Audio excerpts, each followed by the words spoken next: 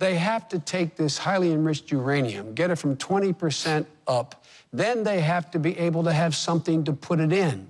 There is no weapon that the Iranians have at this point. Both the Israelis and we know will know if they start the process of building a weapon.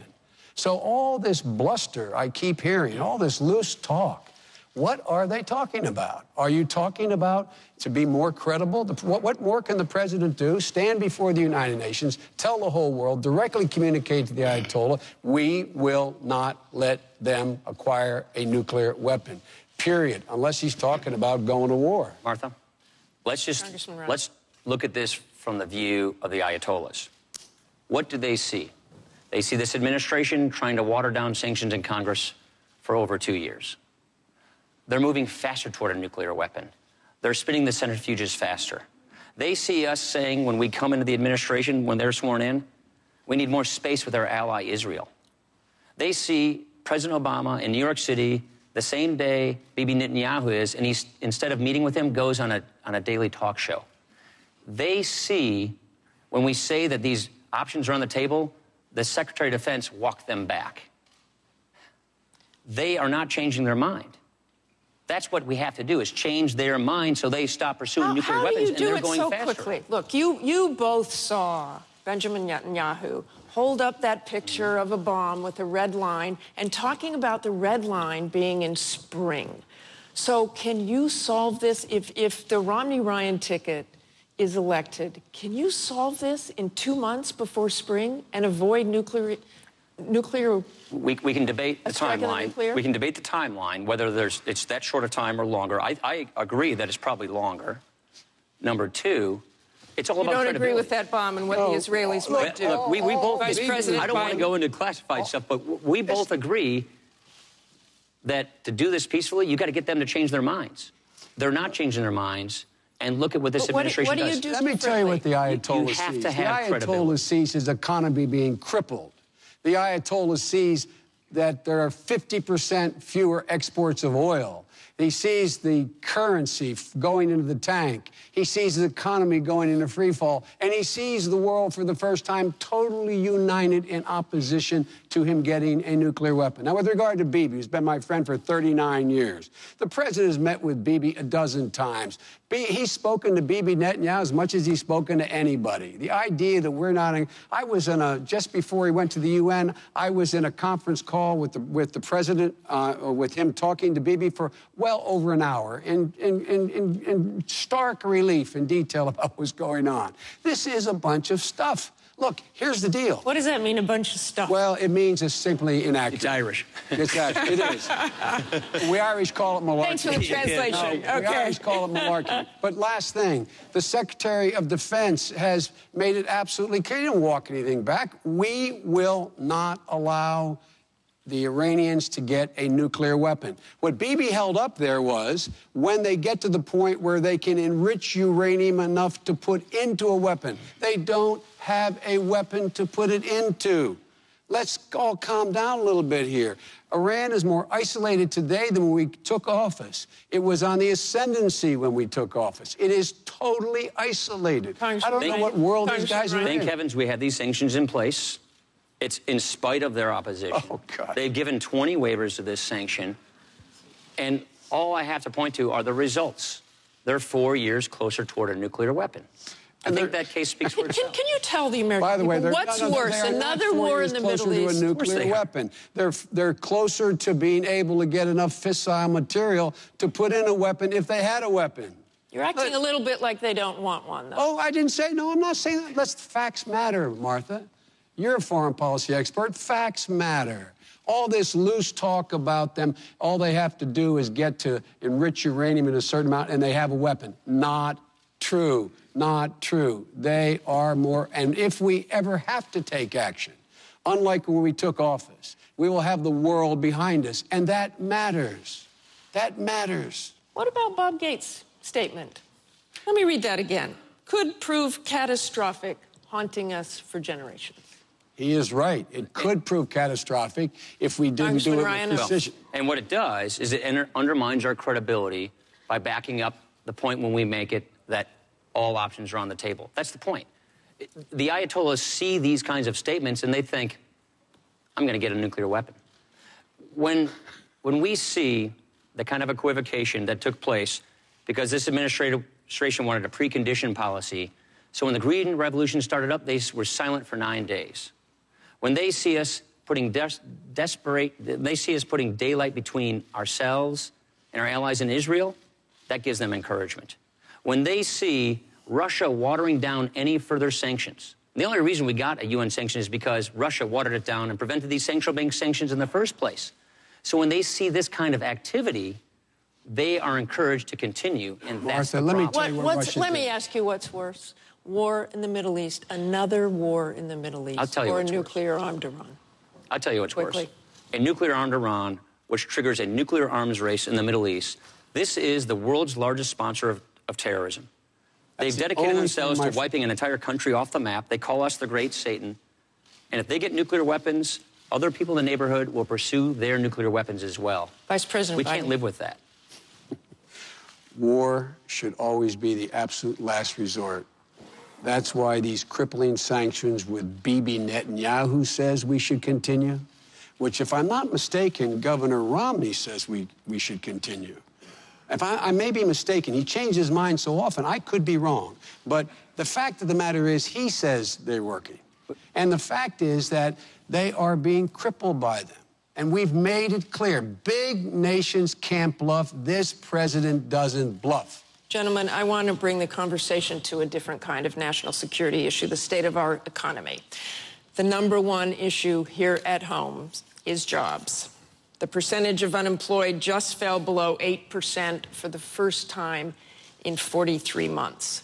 The Obama administration had projected that it would fall below 6% now after the addition of close to $1 trillion in stimulus money. So will both of you level with the American people? Can you get unemployment to under 6%, and how long will it take? I don't know how long it will take. We can and we will get it under 6%. Let's take a look at the facts. Let's look at where we were when we came to office. The economy was in free fall. We had the Great Recession hit. 9 million people lost their job. $1.6 trillion in wealth lost, in equity in your homes and retirement accounts for the middle class. We knew we had to act for the middle class. We immediately went out and rescued General Motors. We went ahead and made sure that we cut taxes for the middle class. And in addition to that, when that occurred, what did Romney do? Romney said, no, let Detroit go bankrupt. We moved in and helped people refinance their homes. Governor Romney said, no, let foreclosures hit the bottom.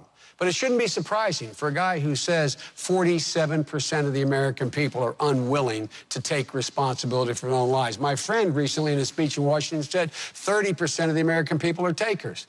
These people are my mom and dad, the people I grew up with, my neighbors. They pay more effective tax than Governor Romney pays in his federal income tax. They are elderly people who, in fact, are living off of Social Security. There are veterans and people fighting in Afghanistan right now who are, quote, not paying any taxes.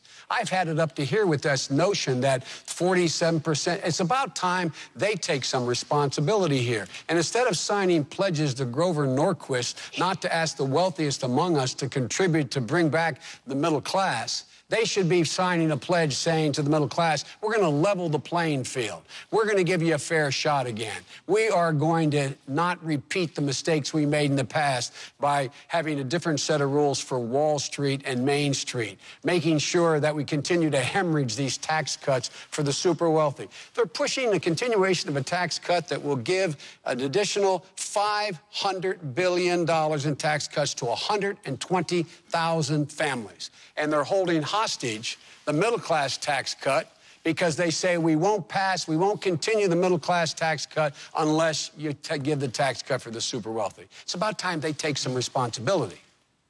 Mr. Ryan. Joe and I are from similar towns. He's from Scranton, Pennsylvania. I'm from Janesville, Wisconsin. You know what the unemployment rate in Scranton is today? I sure do. It's 10%. Yeah. You know what it was the day you guys came in? 8.5%. Yeah. That's how it's going all around America. Look. You don't read the statistic. That's not how it's going. It's going down. This is his 2-minute answer, Look. please. Did they come in and inherit a tough situation? Absolutely. But we're going in the wrong direction. Look at where we are. the economy is barely limping along. It's growing at 1.3%. That's slower than it grew last year, and last year was slower than the year before. Job growth in September was slower than it was in August, and August was slower than it was in July. We're heading in the wrong direction. 23 million Americans are struggling for work today. 15% of Americans are living in poverty today. This is not what a real recovery looks like. We need real reforms for a real recovery, and that's exactly what Mitt Romney and I are proposing. It's a 5-point plan. Get America energy independent in North America by the end of the decade. Help people who are hurting get the skills they need to get the jobs they want. Get this deficit and debt under control to prevent a debt crisis. Make trade work for America so we can make more things in America and sell them overseas, and champion small businesses. Don't raise taxes on small businesses because there are job creators. He talks about Detroit. Mitt Romney's a car guy. They keep misquoting him, but let me tell you about the Mitt Romney I know. This is a guy who I was talking to, a family in Northborough, Massachusetts the other day, Cheryl and Mark Nixon. Their kids were hit in a car crash, 4 of them. 2 of them, Rob and Reed, were paralyzed. The Romneys didn't know them. They went to the same church they never met before. Mitt asked if he could come over on Christmas. He brought his boys, his wife, and gifts. Later on, he said, I know you're struggling, Mark. Don't worry about their college. I'll pay for it. When Mark told me this story, because you know what? Mitt Romney doesn't tell these stories. The Nixons told this story. When he told me this story, he said it wasn't the help, the cash help, it's that he gave his time, and he has consistently. This is a man who gave 30% of his income to charity, more than the 2 of us combined. Mitt Romney's a good man. He cares about 100% of Americans in this country. And with respect to that quote, I think the vice president very well knows that sometimes the words don't come out of your mouth the right way. But I always say what I mean. And so does Romney. We want everybody to succeed. We want to get people out of poverty, in the middle class, onto a life of self-sufficiency. We believe in opportunity and upward mobility. That's what we're going to push for in a Romney administration. Vice President, look, I have a feeling you have a few things to say here. The idea, if you heard that little soliloquy on 47%, you think he just made a mistake, then I think I think I got a bridge to sell you. Look, I don't doubt his personal generosity, and I understand what it's like. When I was a little younger than the congressman, my wife was in an accident, killed my daughter and my wife, and my 2 sons survived. I have sat in the homes of many people who have gone through what I get through, because the one thing you can give people solace is to know, if they know you've been through it, that they can make it. So I don't doubt his personal commitment to individuals. But you know what? I know he had no commitment to the automobile industry. He said, let it go bankrupt, period. Let it drop out. All this talk, we saved 1 million jobs. 200,000 people are working today. And I've never met 2 guys who are more down on America across the board. We're told everything's going badly. 5.2 million new jobs, private sector jobs. We need more, but 5.2 million. If they'd get out of the way, and let us pass the tax cut for the middle class, make it permanent. If they get out of the way and pass the jobs bill, if they get out of the way and let us allow 14 million people who are struggling to stay in their homes because their mortgages are upside down, but they never missed a mortgage payment, just get out of the way. Stop talking about how you care about people. Show me something. Show me a policy. Show me a policy where you take responsibility. And by the way, they talk about this Great Recession. If it fell out of the sky, like, oh my goodness, where did it come from? It came from this man voting to put 2 wars in a credit card, to at the same time put a prescription drug benefit in the credit card, a $1 trillion tax cut for very wealthy. I was there. I voted against them. I said, no, we can't afford that. And now, all of a sudden, these guys are so seized with the concern about the debt that they created. Congressman Ryan. Let's not forget that they came in with one-party control. When Barack Obama was elected, his party controlled everything. They had the ability to do everything of their choosing, and look at where we are right now. They passed the stimulus. The idea that we could borrow $831 billion, spend it on all these special interest groups, and that it would work out just fine. That unemployment would never get to 8%. It went up above 8% for 43 months. They said that right now, if we just passed this stimulus, the economy would grow at 4%. It's growing at 1.3. When could you get it below